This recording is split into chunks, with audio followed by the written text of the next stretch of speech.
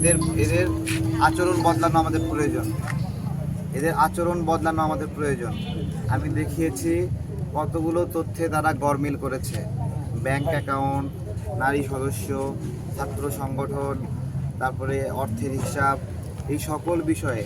পাশাপাশি আমাদের 34টি অফিস থাকা সত্ত্বেও তারা মাত্র অফিস তদন্ত করেছে 22টি, তার মধ্যে 2টি পায়নি। বাকিগুলোতে তারা না গিয়ে আমাদেরকে রিপোর্ট দিয়েছে।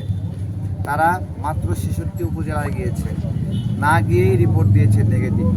এই যে অসততা, অসাধুতা, এই বিষয়টা দেখলাম আমরা, আপনারা দেখলেন। তারা 18 সালে একটা সুন্দর নির্বাচন করেছিল, 24 সালে আরেকটা সুন্দর নির্বাচন করেছে। এই মানুষগুলো মেয়র নির্বাচন করেছে, স্থানীয় সরকার নির্বাচন করেছে। স্থানীয় সরকার নির্বাচনের সময় 200-র উপরে মানুষ মারা গিয়েছিল, মনে আছে? তো বি কেয়ারফুল প্রিয় বাংলাদেশের নাগরিক, আমার সকল রাজনৈতিক বন্ধুরা, সকল মতের বন্ধুরা, ঠিক আছে? এরা ডেস্টিনির কাছ থেকে টাকা নিয়েছে, 2 কোটি টাকা নিয়েছে, হোটেল শেরাটনে মিটিং করেছে, এবং আমরা সমালোচনা করা সত্ত্বেও এরা তাদেরকে মার্কা দিয়েছে। এদের মিনিমাম এইটুকু লজ্জা হয় না? এটা করা উচিত না, এই বোধ নাই এদের। এরা দেখেন কোন পর্যায়ে গেছে, এদের সেই বোধ নাই। এরা এই ধরনের দুর্নীতি করাকে এরা ভেবেছিল সব করবে আর পার পেয়ে যাবে, কেউ বলবে না। যখন 80,000 রোহিঙ্গাকে এনআইডি কার্ড দিয়েছিল তখনও কথা বলেনি কেউ, ভেবেছিল যাক পার হয়ে গেছে। কিন্তু আমরা এখন এদের রূপটা বদলেছি। কয়জনের জেল হয়েছে রোহিঙ্গাদেরকে এনআইডি কার্ড দেওয়ার জন্য বলেন? হয়নি। বাংলাদেশকে এদের দায় নিতে হয়েছে।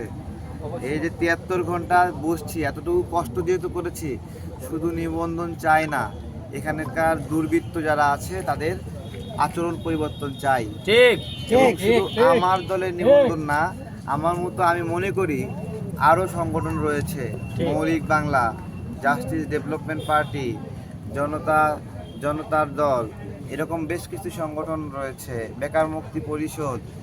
তো যারা এখানে রয়েছে তারা দেশের জন্য কাজ করতে চায়, নির্বাচনে জয়ী হতে চায় না, নির্বাচনে পার্টিসিপেট করতে চায়।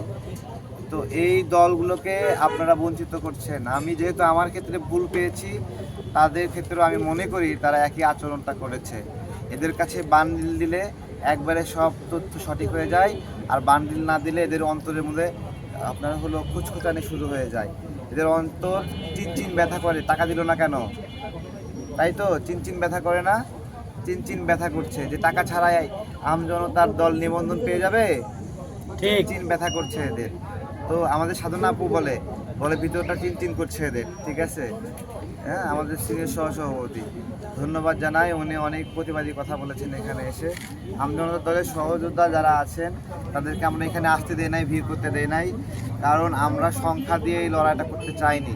তাদেরকে অনেক ধন্যবাদ, সকল সহযোদ্ধা যারা সারাক্ষণ এখানে আশেপাশে ছিলেন, যেখানে পুলিশের সাথে খারাপ ব্যবহার করেননি, এই জন্য আপনাদের শুভেচ্ছা জানাই। ইলেকশন কমিশনের সাথে খারাপ ব্যবহার করেনি, এই জন্য আমার দলের সহযোদ্ধাদের ধৈর্য ধরার জন্য শুভকামনা জানাই। যারা আমার এখানে সংহতি জ্ঞাপন করতে আসছেন, বাংলাদেশের নাগরিকবৃন্দ, আপনারা দেখলেন, ছবি জানলেন, বুঝলেন, ঠিক আছে? এটা একটা আমরা পেলাম এরকম একটা অবস্থা। ভাই, আমার গলাটা শুকায় যাচ্ছে। আমরা দেখতে পেলাম যে গণস্বাক্ষরের একটা কার্যক্রম চালু হয়েছে, আমাদের একটা গণস্বাক্ষর কার্যক্রম চলছে। অনেক মানুষ আমজন দলকে নিবন্ধন দেওয়ার জন্য গণস্বাক্ষর করেছে, মানে তারা সমর্থন করেছে, এখনো করছে। তাদের নাকি সমর্থক প্রয়োজন, সমর্থন দিয়ে এই দেশের মানুষ ভাসিয়ে দেবে আমজনতার দলকে। হ্যাঁ, তারা নাকি সমর্থক খুঁজে পায় না, 200 সমর্থক নাকি খুঁজে পায় না। 200 সমর্থক নাই, 2 লাখ সমর্থক লাগবে, বলেন আপনারা? আচ্ছা তারেক ভাই, কত সমর্থক লাগবে? আচ্ছা তারেক ভাই, আপনার দলের যদি নিবন্ধন হয় তাহলে আপনি কোথায় থেকে নির্বাচন করবেন? আচ্ছা, আমার দলের নিবন্ধন হলে আমি অনলাইনে একটা জরিপ করব যে কোন এলাকার মানুষ চাই সেখানে আমি নির্বাচন করি। কারণ আমি কোনোভাবে এটা পারবো না বেগম জিয়ার আসন থেকে নির্বাচন করতে, কোনোভাবে পারবো না ভারপ্রাপ্ত চেয়ারম্যান তারেক রহমানের আসন থেকে নির্বাচন করতে। আমরা একই মাটির মানুষ, বগুড়ার কথা বলছি, সুতরাং আমাকে বিকল্প কোথা থেকে নির্বাচন করতে হবে। বেগম জিয়াকে বগুড়া জেলা স্কুলের ছাত্ররা সবসময় মা বলে ডাকে, ঠিক আছে? সেই হিসেবে আমারও উনি মা, ঠিক আছে? আমি কি আমাদের মা তার বিরুদ্ধে নির্বাচন করব বলেন? এটা সম্ভব না। ঠিক ঠিক ঠিক বলছেন। সুতরাং দেশের আমি একটা ছোটোখাটো জরিপ করব, কোন এলাকার মানুষ নির্বাচনের জন্য আমাকে উপযুক্ত মনে করে সেই এলাকা থেকে আমি হলো নির্বাচন করব, তখন দেখা যাবে ইনশাল্লাহ।